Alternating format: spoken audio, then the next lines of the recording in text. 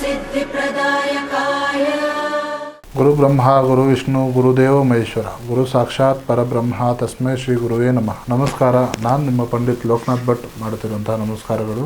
ಈ 2026ರ ಯುಗಾದಿ ಹಬ್ಬವು ಶ್ರೀ ಪರಾಭವ ನಾಮ ಸಂವತ್ಸರವು ನಿಮಗೆ ಹೊತ್ತು ತರಲಿದೆ. ಈ 2026ರ ಯುಗಾದಿ ಹಬ್ಬದಿಂದ ವೃಶ್ಚಿಕ ರಾಶಿಯ ರಾಶಿ ಭವಿಷ್ಯವನ್ನು ತಿಳಿಸಿಕೊಡ್ತಾ ಇದ್ದೇನೆ. ಈ ವಿಡಿಯೋ ನಿಮಗೆ ಇಷ್ಟವಾದಲ್ಲಿ ಈ ವಿಡಿಯೋಗೆ ಲೈಕ್ ಕೊಟ್ಟು ನಮ್ಮ ಚಾನಲ್ ಆದ ರಾಯರ ಭವಿಷ್ಯಕ್ಕೆ ಸಬ್ಸ್ಕ್ರೈಬ್ ಅನ್ನು ಮಾಡಿ. ಮೊದಲಿಗೆ ಗ್ರಹ ಸಂಚಾರದ ಬಗ್ಗೆ ನೋಡೋ ಹಾಗಿದ್ರೆ, ಶನಿದೇವನು ನಿಮ್ಮ ರಾಶಿಯ ಸಂಚಾರದಲ್ಲಿ 5ನೇ ಮನೆಯಲ್ಲಿ ಇದ್ದಾನೆ. ಇದನ್ನ ಪಂಚಮ ಶನಿ ಅಂತ ಕರೀತಾರೆ.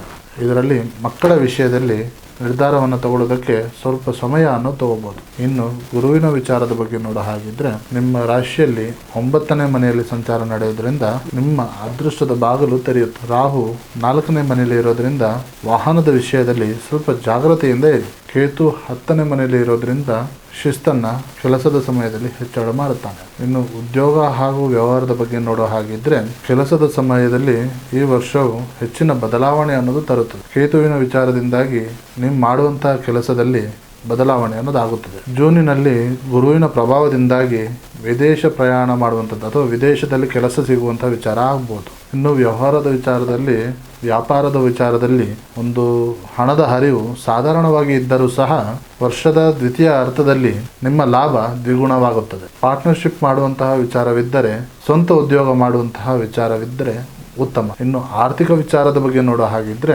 ಆರ್ಥಿಕ ಪರಿಸ್ಥಿತಿಯು ಜೂನಿನ ನಂತರ ಸುಧಾರಣೆಗೊಳ್ಳುತ್ತದೆ. ತಂದೆಯ ಕಡೆಯಿಂದ ಧನಲಾಭ ಆಗುವಂತ ಯೋಗ ಇದೆ. 4ನೇ ಮನೆಯಲ್ಲಿ ರಾಹುವಿನ ಪ್ರಭಾವ ಇರೋದ್ರಿಂದ ಮನೆಯಲ್ಲಿ ಸಾಕಷ್ಟು ಹಣ ಖರ್ಚು ಆಗುವಂತಹ ವಿಚಾರವಿದೆ. ಇನ್ನು ಶಿಕ್ಷಣದ ವಿಚಾರದ ಬಗ್ಗೆ ನೋಡೋ ಹಾಗಿದ್ರೆ, ವಿದ್ಯಾರ್ಥಿಗಳಿಗೆ ಒಂದು ಚಂಚಲತೆ ಅನ್ನೋದು ಉಂಟು ಮಾಡಬಹುದು. ಆದರೆ ಗುರುವಿನ ಪ್ರಭಾವದಿಂದಾಗಿ ಉನ್ನತವಾದ ಶಿಕ್ಷಣ ಅನ್ನೋದು ಪ್ರಭಾವ ಅನ್ನೋದು ಬೀರುವಂಥದ್ದು ಸಾಧ್ಯತೆ ಇದೆ. ಇನ್ನು ಕುಟುಂಬದ ವಿಚಾರದ ಬಗ್ಗೆ ನೋಡೋ ಹಾಗಿದ್ರೆ, ಕುಟುಂಬದಲ್ಲಿ ಸುಖ ಶಾಂತಿ ಅನ್ನೋದು ನೆಲೆಸುತ್ತದೆ. ಮನೆಯಲ್ಲಿ ಹಿರಿಯರ ಆರೋಗ್ಯ ಅನ್ನೋದು ಸುಧಾರಿಸುತ್ತೆ. ಗುರುವಿನ ಪ್ರಭಾವದಿಂದಾಗಿ ಮನೆಯಲ್ಲಿ ಶುಭ ಸಮಾರಂಭಗಳು ಆರಂಭವಾಗುತ್ತದೆ. ಇನ್ನು ಪ್ರೀತಿ ಹಾಗೂ ಪ್ರೇಮದ ಜೀವನದ ಬಗ್ಗೆ ನೋಡೋ ಹಾಗಿದ್ರೆ, ಪ್ರೇಮದಲ್ಲಿ ಇದ್ದಂತಹ ವಿಘ್ನಗಳು ದೂರವಾಗುತ್ತೆ. ಅವಿವಾಹಿತರಿಗೆ ಈ ವರ್ಷ ಕಂಕಣವಾಗಿ ಕೂಡಿಬರುತ್ತೆ. ಸಂಗಾತಿಯೊಂದಿಗೆ ಇದ್ದಂತಹ ಸಣ್ಣ ಪುಟ್ಟ ಭಿನ್ನಾಭಿಪ್ರಾಯಗಳು ದೂರವಾಗುತ್ತೆ. ಇನ್ನು ಆರೋಗ್ಯದ ವಿಚಾರದ ಬಗ್ಗೆ ನೋಡೋ ಹಾಗಿದ್ರೆ, ಆರೋಗ್ಯವು ಸಾಮಾನ್ಯವಾಗಿ ಉತ್ತಮವಾಗಿ ಇರುತ್ತದೆ. ಸಾಮಾನ್ಯವಾಗಿ ಇದ್ದರೂ ಸಹ ವ್ಯಾಯಾಮ ಹಾಗೂ ಯೋಗವನ್ನು ಮಾಡುವಂಥದ್ದು ಉತ್ತಮ.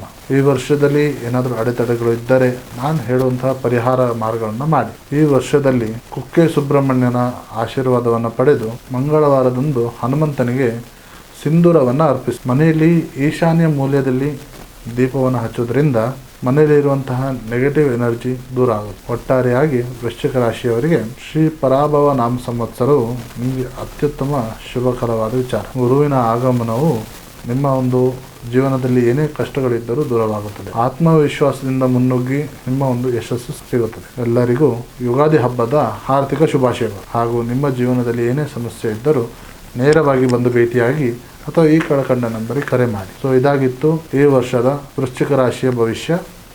ನಮಸ್ಕಾರ.